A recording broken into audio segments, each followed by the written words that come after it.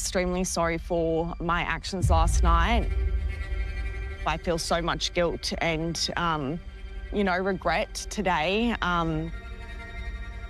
I did take it too far last night. There's a saying, if you can't stand the heat, don't get in the kitchen. The audacity for Brooke to drag these women and make them miserable and have everyone crying and then run away once the heat is turned on her.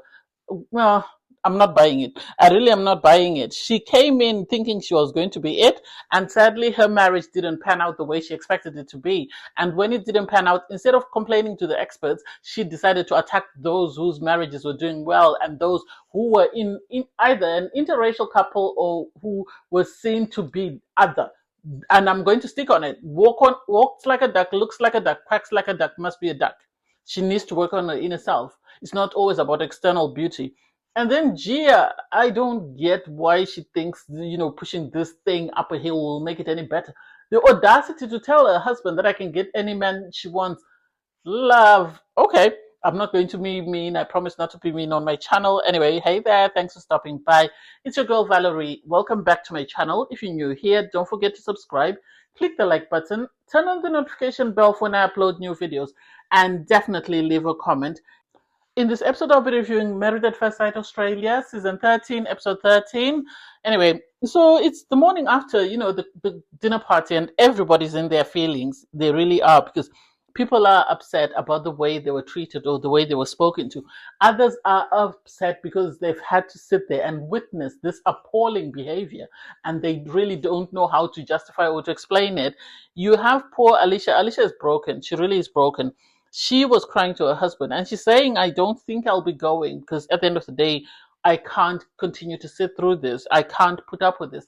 And David is being protective of his wife and saying, at the end of the day, she is my priority. I have to protect her at all costs. And it's like, I don't get why people are upset with somebody else for just being who they are. Yes, her voice is a bit, but she is a stunning girl. She doesn't look like she's had any work done. You can't fault her for being born the way she was born. You have Stella. Stella is not bothered by it. Stella is one person you don't want to go into the ring with because she's not bothered by what happened. She doesn't seem fazed by it, and I think she's grown tougher skin, having to move away from home at a young age and move to a different country, different continent altogether. And so I think she's had to grow a lot of skin, thick skin, and she's had to endure some of these terrible things. And so she's not fazed by it. Poor Alissia, I think this is her first time. For Brooke, this is every day. And the fact that her husband, Philip, is very supportive, I think, is something that has managed to get her through. The good thing is the women that were attacked have amazing husbands who are very supportive and stand by them. And I think this is where the envy and the jealousy is coming from. You have Brooke, she said, I reacted to being called a bully. And it's like, you are a bully. Walks like a duck, looks like a duck, must be a duck. You are a bully, and you are something else that starts with an R, as far as I'm concerned, because of the way you behaved and the words that came out of your mouth. And so the idea that you can't see that and can't take any responsibility, I don't get it. She said she doesn't feel anything for her husband. And it's like, this poor man was bad-mouthing the experts, and they gave him someone who straightened him out, and here he is.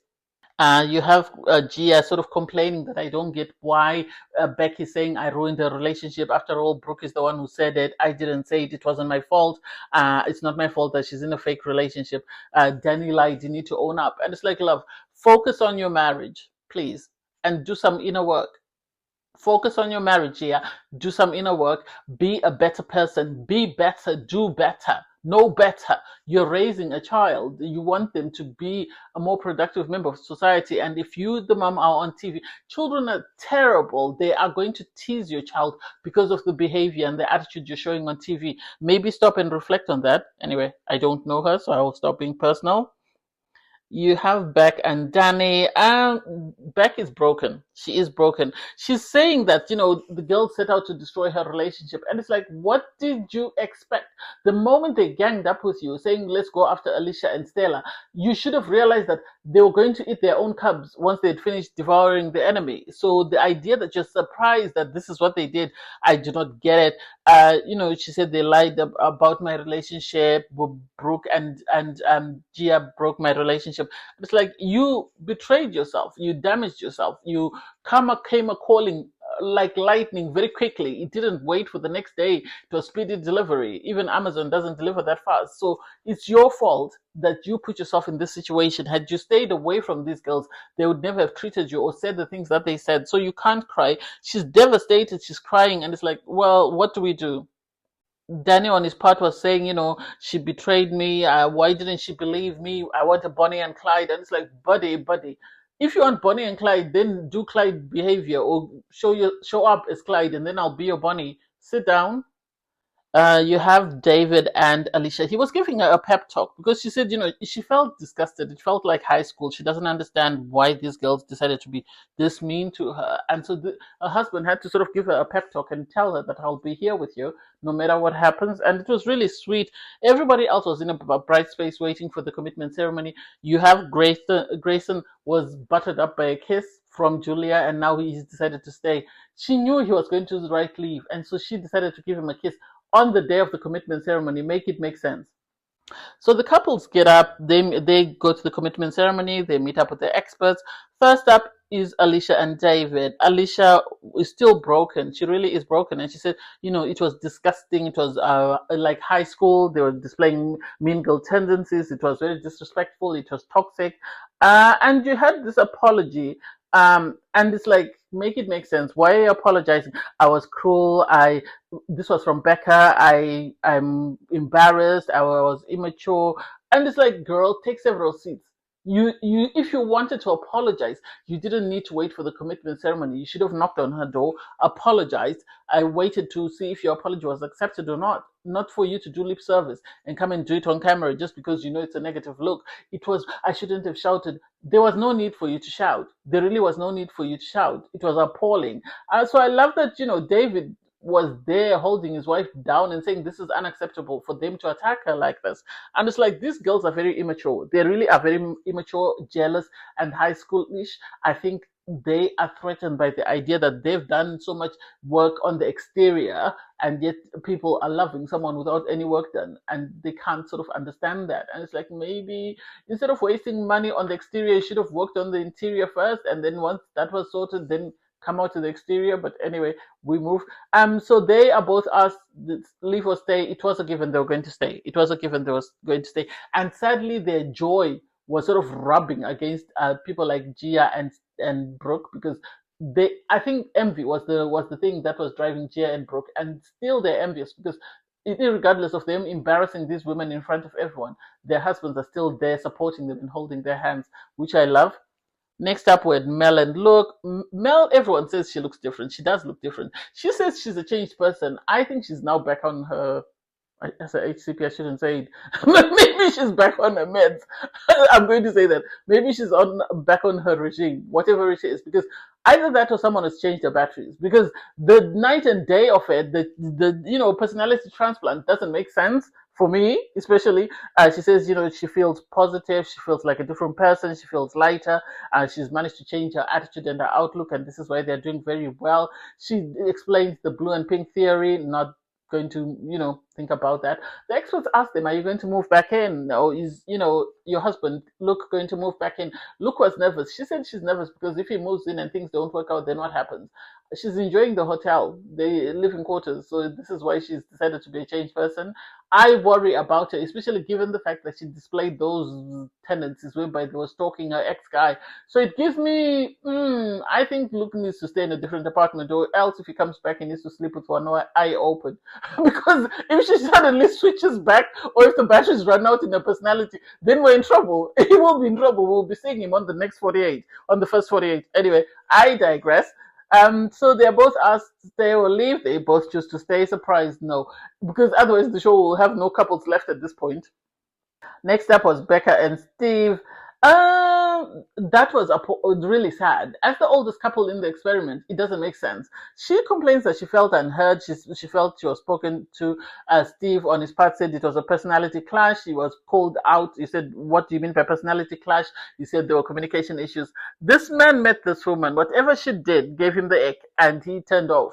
and he's never come back on. So the idea that he was giving excuse after excuse after excuse, I do not get it. I'm surprised up until he wrote leave, nobody called him out for what he said to the guys at the good and the bad meeting that they had with the guys. Why didn't anyone say anything? You had, on his part, what's his name, Scott, try and call Steve out, but it's pointless. I wish we had heard more about what was said at the guys' event, where they went to that event, where they were saying what was good about their marriage and what was bad.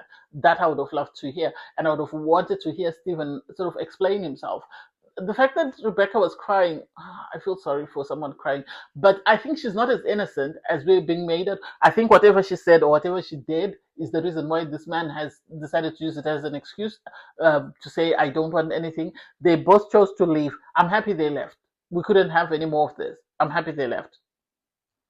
You had Grayson and Julia. Apparently, they say they kissed on the morning of the commitment ceremony. There was chemistry. It was unexpected. She just decided to do it because she knew if she didn't do it, then, it was never going to take place. Do I buy it? No. She did it so that he could stay. I think next week they'll have more issues. Sadly for Grayson, he came in hoping for the best and it hasn't panned out. He needs to take his losses and keep it stepping, because this woman, I don't think is as into him as he thinks, or she'll ever be into him. So he might as well cut his losses, keep it stepping, and go and find someone in the real world, because this part hasn't worked. They both chose to stay. Surprise, no. Rachel and Stephen, they are excited. Rachel really likes Stephen because that kiss is nothing to write home about, unless he gave her a kiss after the cameras left. It wasn't nothing to write home about. It was not even a high school, maybe a primary school kiss for me. So the idea that she's still this giddy and excited about it, okay. I think they're aligned on everything else outside of the kiss. That's what I'm going to say. So hopefully someone needs to teach him how to kiss, or she needs to teach him how to kiss, and they'll be amazing. They both chose to stay. Surprise, no. Next up was Gia and her husband Scott. She apologized. There's no need for the apology. You're not sorry. I have to give kudos to Stella, because Stella said an apology without actions is nothing. And this was lip service, because they knew the experts were going to call them out. So they were throwing out these apologies left, right, and center like they were at a giveaway. I do not understand why. She said it wasn't right what she did. She was uncomfortable. You then had Scott reveal that they had their first fight. And I love that. He repeated exactly what she said. She told him that you do not like me. You're here for the wrong reasons. And also she said, I can have anyone I want. And it's like, girl, if you can have anyone you want, the door's open. Please turn right and leave. For Gia to say I was self-sabotaging, she wasn't. She thinks she's the bee's knees. She thinks she is the bee's knees. Sadly, for someone like myself, I don't see it. I really don't see it. And I really feel sorry that she felt the need to do the work that she had done in order for her to feel good about herself. I think there are a lot more things she needed to fix before that. And sadly, I don't know. This man says he's in love with her. She says she's in love with him. Do I think they're in love? Maybe. I can't say that because I don't know them. He said he's opening up, he's speaking to her daughter, this, that, and the other. Yes, he's doing everything that needs to be done, but is she receptive of it, or is he just wasting his time? So they both chose to stay. Am I surprised? No, not really. They were always going to choose to stay. It's a given. They were going to choose to stay anyway. Next up, we have Stella and Phillip. The experts commended how Stella stayed calm and how mature she was. And then she was asked, there have been apologies flying left, right, and center. How do you feel? And she went, an apology without action doesn't mean anything. And sadly, the other one, I won't be able to see the actions, meaning that Brooke is on her way out, so it won't make any difference.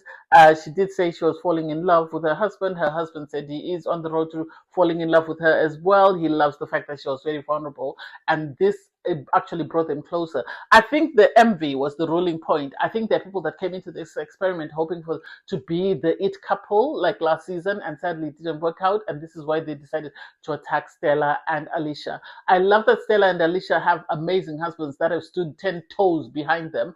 They haven't been loud or screaming, but they've shown by their presence that we are here. We're not going to allow you to bring our women down, and I think this is why Gia and Brooke and Beck felt the need to apologize. They both chose to stay. No one should be surprised by that. They seem to be doing very well, surprisingly, given how her friends behaved at her wedding. And then came Brooke. Brooke came in and was questioned, why did you feel the need to sort of come back if you had left? She said she came back because, she felt sorry that she had left her husband Chris on his own. She didn't. I love that she was called out that you came and you attacked the women. There was no need for it. Brooke wants to give the heat, but she can't stand it when it comes back. If you're going to give attitude, be prepared to receive attitude when it comes your way. Don't play the victim suddenly because you're not getting your way or you're being called out for the crap that you were doing. Brooke was very messy and it was uncalled for the way she treated the ladies. So the idea that suddenly she feels the need to play herself up as the victim, as the person who is in the situation whereby something happened, it wasn't her fault, for her to apologize, her apology was nothing. I really didn't get it and I didn't understand. She friend-zoned Chris, and sadly Chris has feelings for her and can't seem to see that.